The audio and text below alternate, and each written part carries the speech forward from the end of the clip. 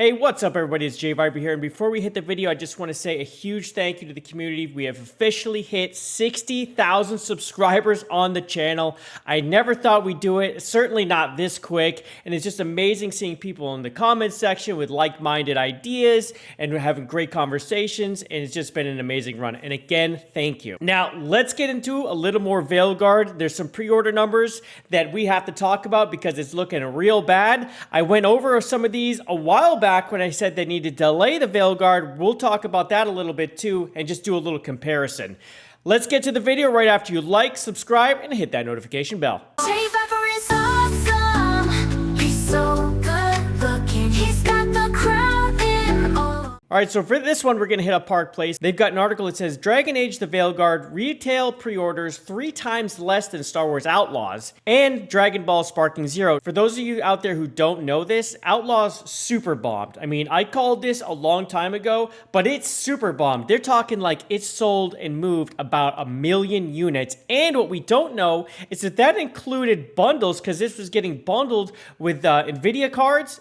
So we don't even know if those are included, and if it was, woo, that's not good. But let's get to the article and see what's going on. Retail pre-orders for BioWare's upcoming Dragon Age the Veilguard reportedly 3 times less than what Spike Chunsoft's recently released Dragon Ball Sparking Zero were. Sterling Craig, the owner and host of Side Scrollers podcast, revealed that his retail insiders shared with him that Dragon Age the Veilguard has only received a total of 1,957 pre-orders between PlayStation 5 and Xbox. So on X, Sterling Craig wrote, "My retail insider says physical copies are not better. Between both the gold and standard editions in their 800 plus stores, they have just under 2,000 pre-orders between PS5 and Xbox." So I extrapolated this out before, right? So what it was before was just over 1,000 pre-orders in these same stores. Yeah, here it is right here. It was 1,069. This was about three weeks ago or a month ago.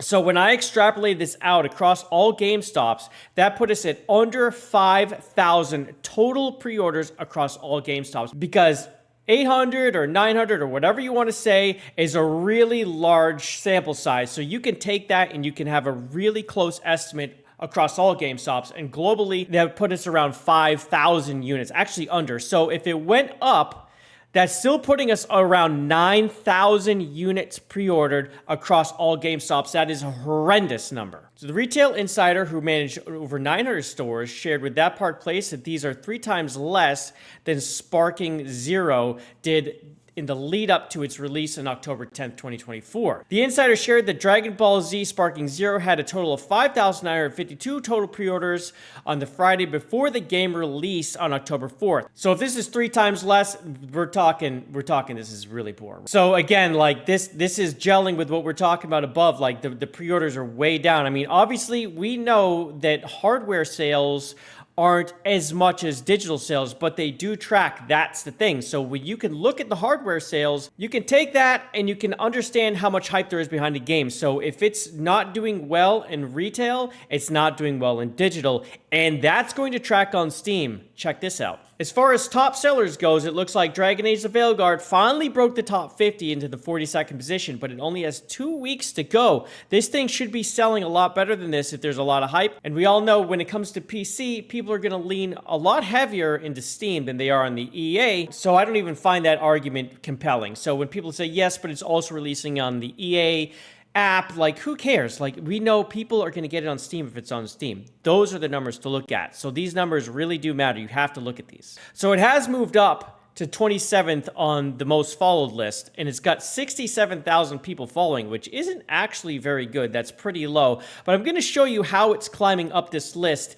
This is pretty interesting. So this is the video I made a while back where I went over all the numbers when I said they need to delay this game.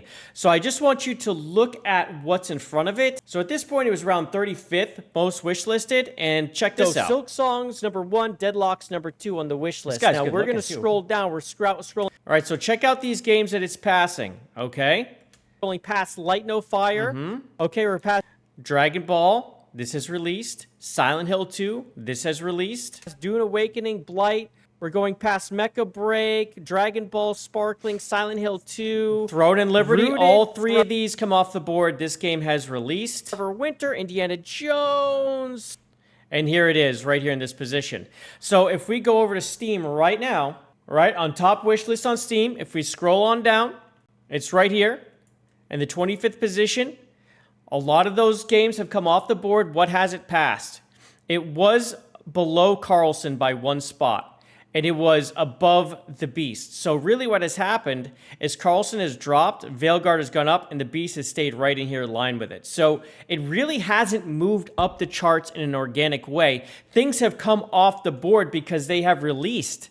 So I don't really see like hype has grown. It has naturally gone up in wish list numbers, but it hasn't like skyrocketed. It hasn't like taken off. It's just going up the board in a very slow, organic way in the fact that things are releasing. It's not a hype train pushing it up the board. That's the thing, and I really think that's important to take a look at. So here we say they were talking about in September 20th, it was 38th for wishlist, 80th top sellers. Now, that far out top sellers, you know, it's good to keep an eye on, but that far out, it was more than a month away. But now we're 2 weeks away. Now we really have to be looking at it. 42nd is not in a good place. So I just got done checking out a bunch of gameplay for this. There is so much lacking in this game that I'm not surprised that it's suffering when it's going to come to actually release, and like the hype is dead. I mean, it's dead. There was really never hype around the game. There's a lot of Dragon Age stands out there that are just going to buy it no matter what, but there's also a lot of people that I've been noticing that are like, I love Dragon Age, but I can't buy this game because it's not Dragon Age. And that's the camp I'm in, and just the more I see it, the more I'm upset by it. And like the voice acting and the writing is just absolutely atrocious.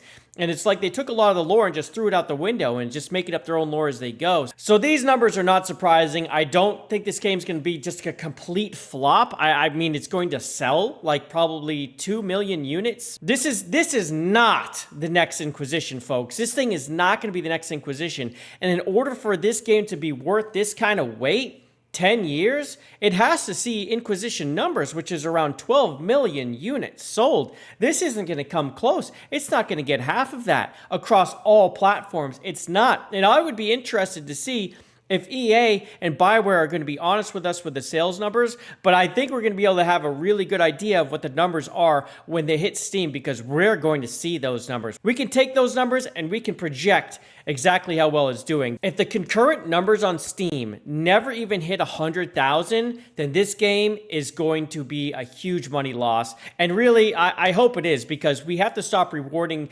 lazy writing, bad gameplay. I mean, this game has everything bad about it. It's the graphics are bad. I mean, I could just go through this and through this and through this, but let's not open that can of worms again. Let's get through the video, and I will just ask you this. Are you getting Dragon Age the Veilguard? Yes or no? And do me a huge favor, please like the video, subscribe to the channel, and hit that notification bell so I can see you on the next one on the way to 70K. Loving me to pieces. Bye, everybody. He's owning every game.